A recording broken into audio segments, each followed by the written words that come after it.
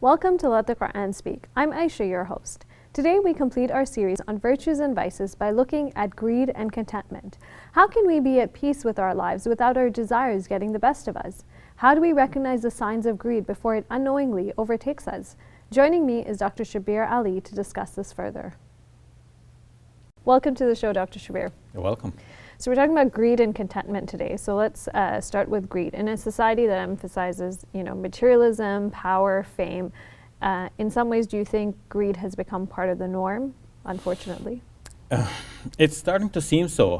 People are competing. They want to get the next new technology that is out there. You got a big screen TV, you want to get a bigger screen. The latest has, somehow everybody's got to acquire something. And people talk about this in the office. What did you get next? What did you last get? And what are you going to get next? And so on. Where are you going for a vacation? And you got to make it better this year than you did last year, and so on. So there is this continual struggle for betterment, which is a good thing, basically, the struggle for betterment, but it's going beyond necessity and into the areas of luxury and just simply the need to acquire more, not necessarily to satisfy needs, but now to satisfy greed. So this might be an obvious question, but I'm going to ask it anyway. How do you figure out if you're borderlining between becoming greedy and getting something, or wanting something because you need it, kind of thing? I think it's important to balance the two, as we're trying to do in this segment, by talking not only about greed but also about contentment. So if on the one hand greed is a problem, contentment is the solution. So let's think about contentment, if you don't mind, then, because that will be the answer to that. The antidote to greed is to be contented, and the Quran speaks about people being contented to the extent that some people are hesitant to beg even though they are in need, and the Quran in the second chapter imposes on Muslims to give charity to those people who, though poor, do not go about begging. And the result will be that those who don't know their affairs will presume that they are well-to-do. So that means that Muslims have to inquire about such persons who may not be well-to-do, but at the same time they do not beg. Mm-hmm. So such persons are not only shy of begging, but many are contented with the little that God has provided them with. And that in itself is described in our tradition as the real wealth. The real wealth is not the acquisitions, but this contentment of the heart. So Muslims are encouraged in the Quran and in our prophetic traditions to be contented with what God has provided us. Now, I don't want to present that as though that means that we should not have any ambition for success or a desire for growth and even for acquisitions. But when the two are put hand in hand in a balanced way, the greed on the one hand, the contentment on the other, then we find a middle ground between staying just put as we are, and on the other hand, just continually struggling for things, not to satisfy needs, but to just satisfy the greed. Mm-hmm. And are there any, off the top of your head, are there any stories or examples from the time of the Prophet where there were a lot of people that we know of who didn't have a lot, but they were content and satisfied with their life, and they didn't let greed get the better of them? Yes, there is, for example, a man by the name of Hussam who came to the Prophet, peace be upon him, to ask for something. The Prophet gave him. He came again. The Prophet gave him. The third time, the Prophet, on giving him, advised him that this world is like this. You keep asking for things and you will keep getting it, but there is no end to it. And then, like this asking, this pattern. And the man took the Prophet's advice to heart, and in fact, after that, he did not beg for anything from anyone.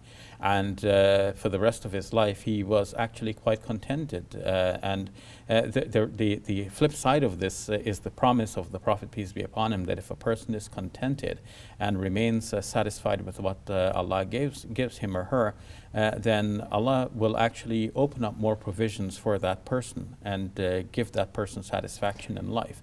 So some people have actually experienced this.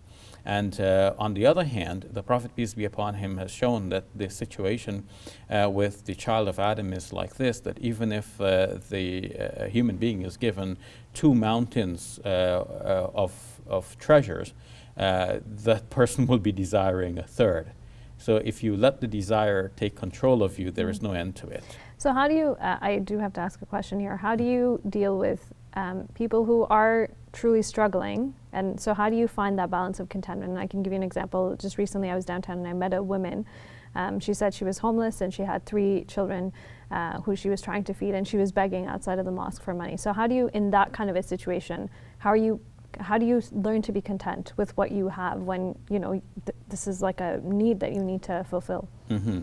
I should say too that you know, if somebody really has a need, then that person could beg. There's no harm in that. And in fact, the stigma is not on the person who's begging. The stigma should be on the community. How do we, as a community, leave some people in such dire poverty that they are reduced to begging? So it's our shame, not the shame of the person who has to beg because they really are in need.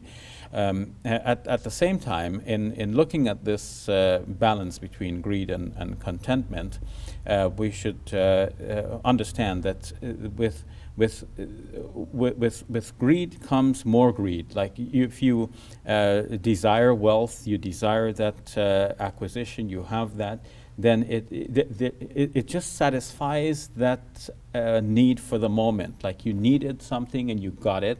Now suddenly there is another need for something bigger and greater and more.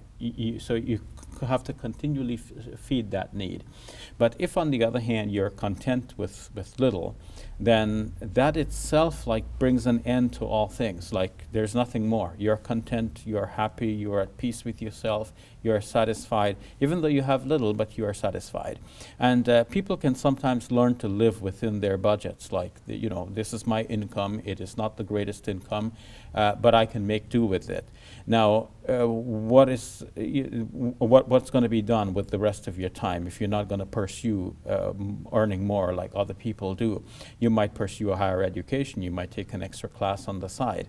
And in fact, by doing that, your income will naturally increase. So your income will increase not because you're pursuing that as an end goal, but because you are pursuing good things in life which actually enrich you as a person, not by material means, but as an individual, and that makes you more valuable to society. The payback comes in the form of a raise or an increase or a promotion over time. And so you gain in the long run while all the time remaining satisfied and contented. As long as you make the right goals, not just obsession with materialistic things. That's right. Just as we wrap up, one last question. Is there, in Islam, there are certain diseases of the heart. Would greed fall in that category?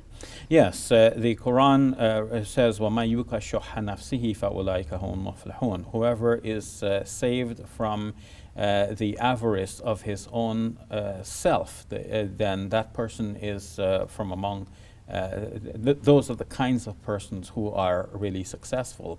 And nafs here in Arabic, which refers to the self or the person, can also be an indication of the person's heart, which, you know, we take to be the seat of virtues and vices.